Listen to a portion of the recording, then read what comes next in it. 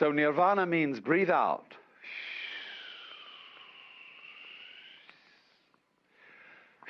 What a relief that was. The sigh of relief. Let it go. Because it'll come back to you if you let it go. But if you don't let it go, you'll just suffocate.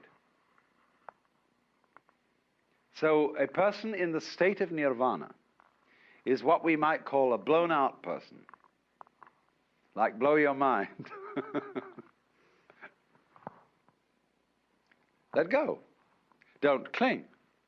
And then you're in the state of nirvana. And I re-emphasize the point. This is not, I'm not preaching, see? I'm not saying this is what you ought to do. I'm simply pointing out a state of affairs that is so. There's no moralism in this whatsoever. It's simply pointing out, like, if you put your hand into the fire, you'll get burned. You can get burned if you want to. That's okay. But if it so happens that you don't want to get burned, then you don't put your hand in the fire.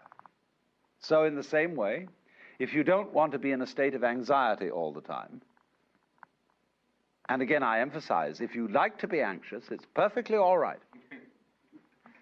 If that's, see, Buddhism never hurries anyone on. They say, you've got all eternity through which to live in various forms.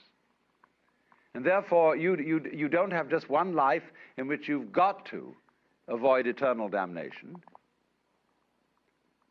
You can go running around the wheel and the rat race and play that game just as long as you want to, so long as you think it's fun. But if there comes a time when you don't think it's fun, you don't have to do it. So I wouldn't say to anyone who disagrees with me and who says, well, I think we ought to engage the forces of evil in battle and put this world to right and so on and so forth and arrange everything in this world so that it's all up. Try it, please. It's perfectly okay. Go on doing that.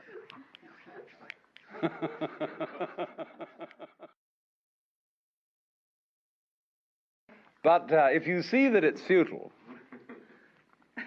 then you can let go. Don't try to cling. Relax.